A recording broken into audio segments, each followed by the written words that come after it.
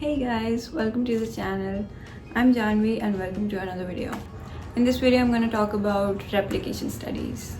So I was reading this article and I felt like it seemed very important, so I felt like I should make a video on this. I'm actually going to present it in my lab next week, and while I was preparing the presentation, I felt like let's make a video as well.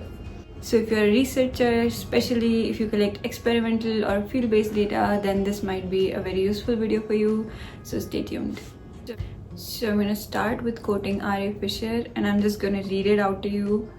No isolated experiment, however significant in itself, can be sufficient for the experimental demonstration of any natural phenomena, which means we cannot make conclusions about any natural phenomena based on a single study, no matter how much significant the results were.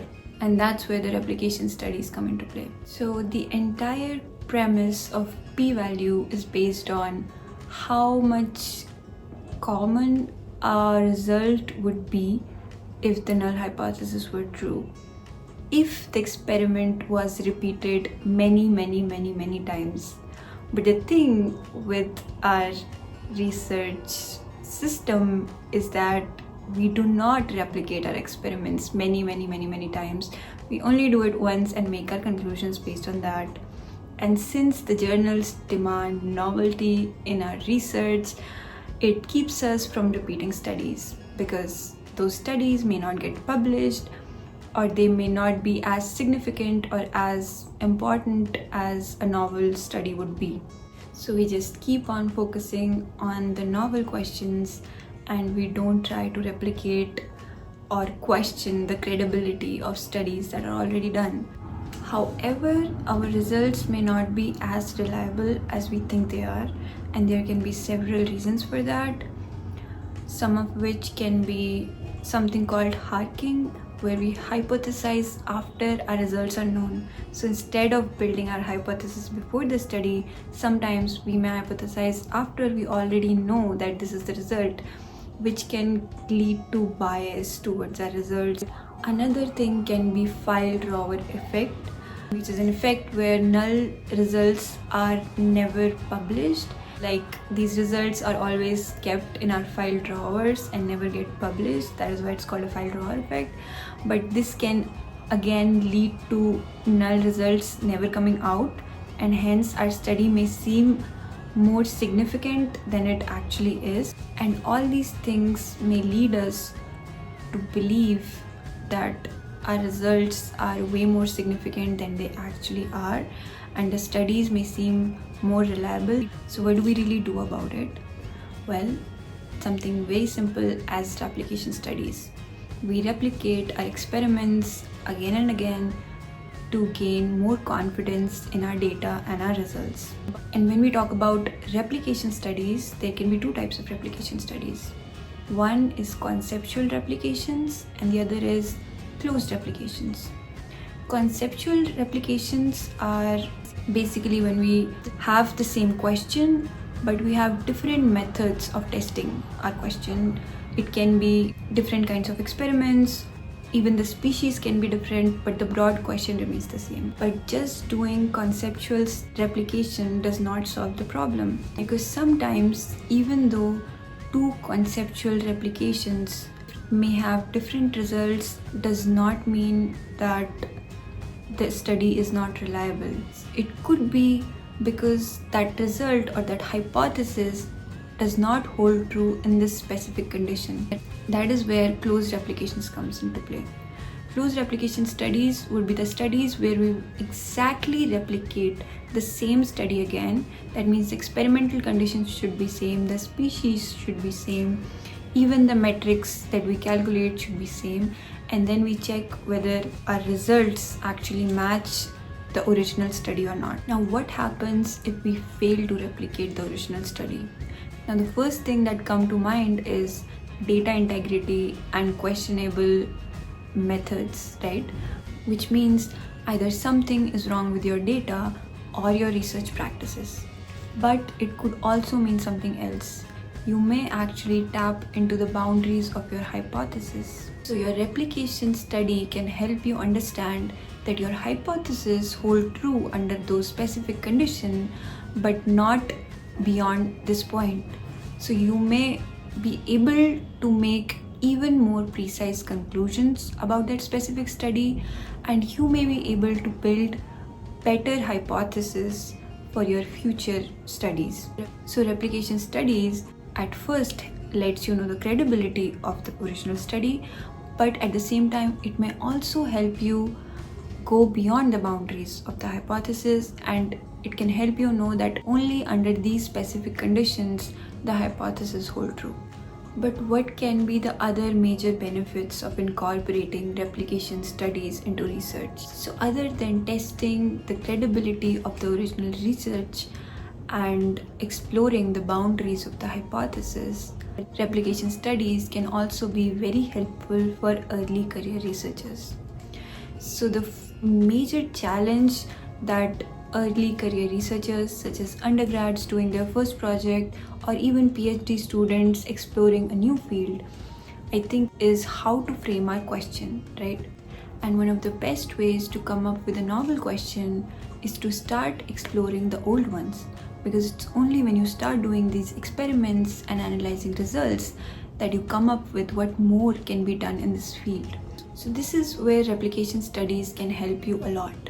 So you can start with exploring literature, and once you have found your field of interest, you can find a study that you want to replicate. And that study can be actually something that has been previously done in your lab. So you already have all the laboratory instruments for that, and you may already have availability to the animals. And if it's field-based study, you may already have access to the field.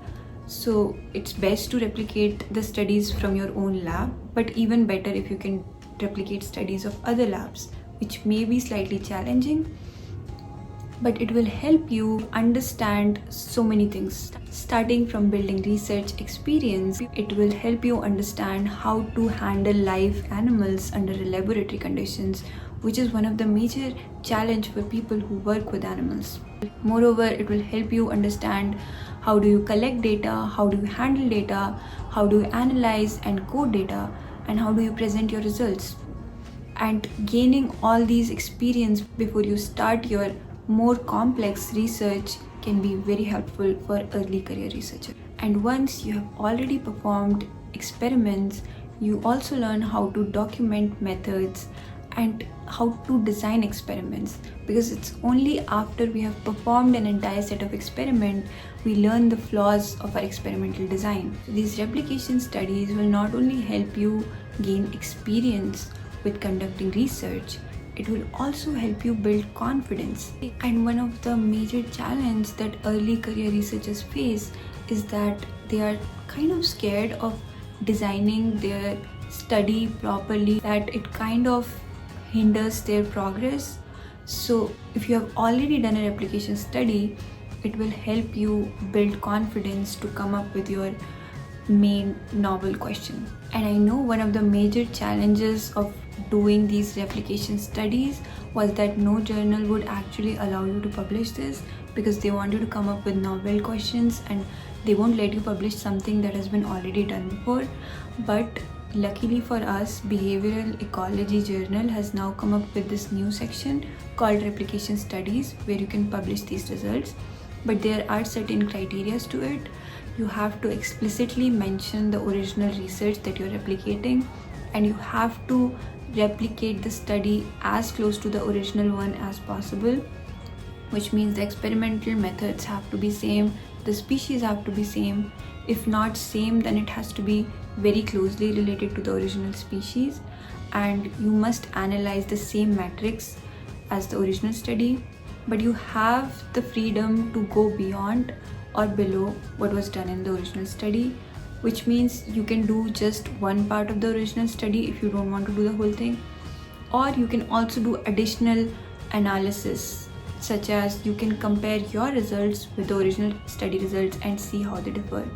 And in the discussion section of these papers, you can talk about whether the results actually match with the original study or not, or whether you have actually explored something new in your study and you have actually tapped into the boundaries of the hypothesis, and whether the original hypothesis actually holds true in your study or not. And I would like to acknowledge that most of the content that I talk about in this video is directly coming from this article that I read, and I will also mention it in the description if you want to read it in detail. But yes, the conclusion was very nicely written, where the author says that animals actually talk to us through the data that we collect. So it is our responsibility that we tell the stories of the animal as close to the truth as possible. So we should not make our conclusions based on a single study or a single anecdote that we have. We should do as much replications as we can, and we should share it with other research community so that people can make better judgments about their studies. Talking about my own experience as a PhD student, I started my work with actually replicating the same study with a different species, and while I was not able to publish that data anywhere, but collecting that data itself helped me so much with just coming up with my question and learning the experimental methods, learning how to handle the animal in the lab, and how to handle my data, and how to analyze my data, how to track my data. And all these things, doing all these things in my first year made me ready to start my research in the second year. And I would say it actually helped me accelerate my research than slow it down. So I would highly encourage new researchers to spend some time doing these replication studies. Even if your data could not get published, you would still gain a lot of experience. But now that behavioral ecology provides this section, you would most likely be able to publish it as well, which is great for you because publishing one paper can give you so much confidence for your upcoming research. So that's all for this video. I hope it was useful, and if you have any suggestion or comments, please let me know. What do you think about replication studies?